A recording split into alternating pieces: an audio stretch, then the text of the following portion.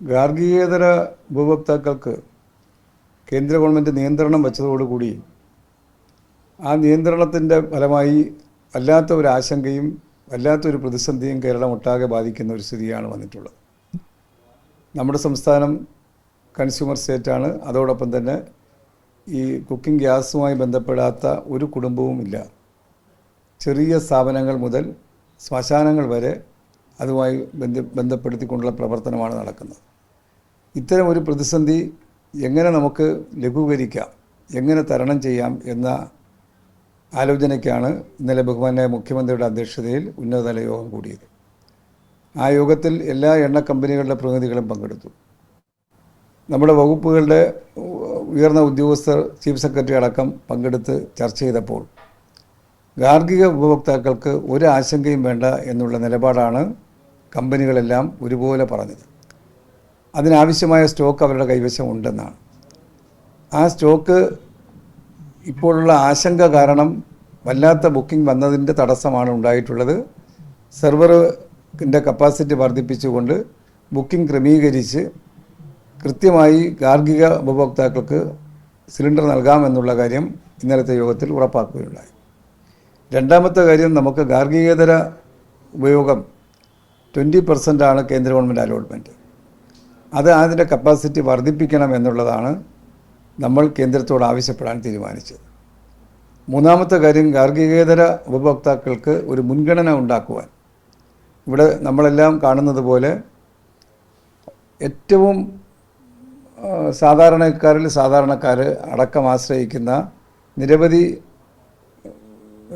ഈ കുടുംബശ്രീ നടത്തുന്ന ഹോട്ടലുകളടക്കമുള്ള, സുഭിക്ഷ ഹോട്ടലുകളടക്കമുള്ള ഇത്തരം സ്ഥാപനങ്ങളുണ്ട്, ക്യാൻറ്റീനുകളുണ്ട്, ആശുപത്രി ക്യാൻറ്റീനുകളുണ്ട്, വിവിധ സ്കൂളുകളുടെ പാചക സംവിധാനങ്ങൾ, ഇങ്ങനെ തുടങ്ങിയ നമ്മുടെ സമസ്ത മേഖലകളിൽ ഏറ്റവും അനിവാര്യമായിട്ടുള്ള ആ വിഭാഗങ്ങൾക്ക് പ്രയാസം ഉണ്ടാകാത്ത തരത്തിലുള്ള ഒരു ക്രമീകരണ മുൻഗണന ലിസ്റ്റ് തയ്യാറാക്കി കമ്പനികളിലൂടെ വിതരണം ചെയ്യണമെന്ന് ഉദ്ദേശിക്കുന്നുണ്ട്.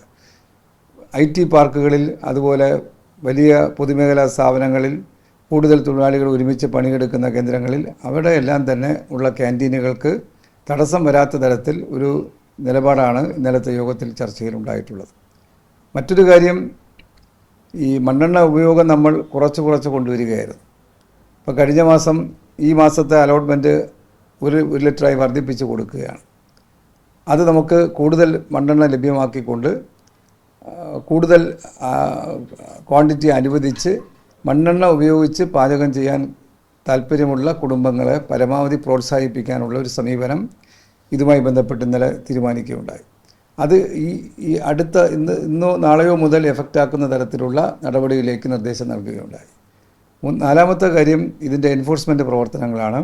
എൻഫോഴ്സ്മെൻറ്റ് പ്രവർത്തനങ്ങൾ കൂടുതൽ ശക്തമാക്കാൻ കളക്ടറും റവന്യൂ ഉദ്യോഗസ്ഥരും സിവിൽ സപ്ലൈസിലെ ഉദ്യോഗസ്ഥരും ലീഗൽ മെട്രോളജി ഉദ്യോഗസ്ഥരും പോലീസ് ഉൾപ്പെടെയുള്ള ടീം അതിൻ്റെ പരിശോധനകൾ കർശനമാക്കി ഇത്തരം സാഹചര്യത്തിൽ ഉണ്ടാകാൻ സാധ്യതയുള്ള പൂഴ്ത്തിവയ്പും കരിഞ്ചന്തയും ഒഴിവാക്കാനുള്ള നടപടിയിലേക്ക് നീങ്ങണമെന്നും ഇന്നലത്തെ യോഗം തീരുമാനിക്കുകയുണ്ടായി.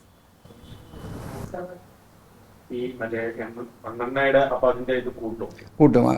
അത് മുഴുവൻ കാർഡുകാർക്കും ആയി കൂട്ടണമോ? നമ്മളെ ഏറ്റവും BPL ആയിട്ടുള്ള കുടുംബങ്ങൾ, അവരാണല്ലോ ഇതിൻ്റെ ഉപയോഗത്തിലേക്ക് ആദ്യം എത്തുന്നത്.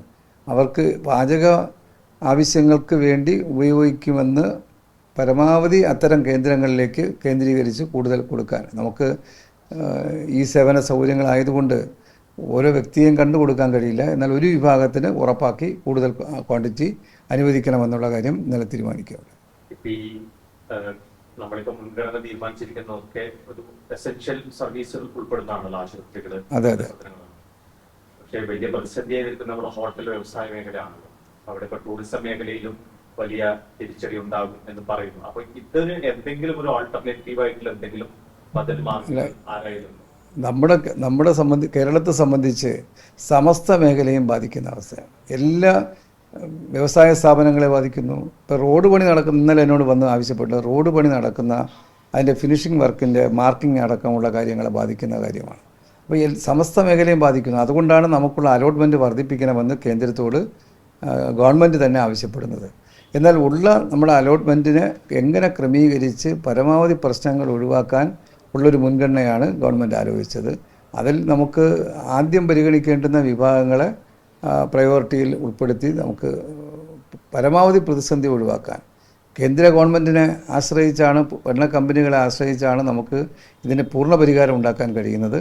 അത് കേന്ദ്ര ഗവൺമെൻറ് ശ്രദ്ധയിൽപ്പെടുത്താൻ വേണ്ടി ഇന്നലെ തീരുമാനിക്കുകയുണ്ട്.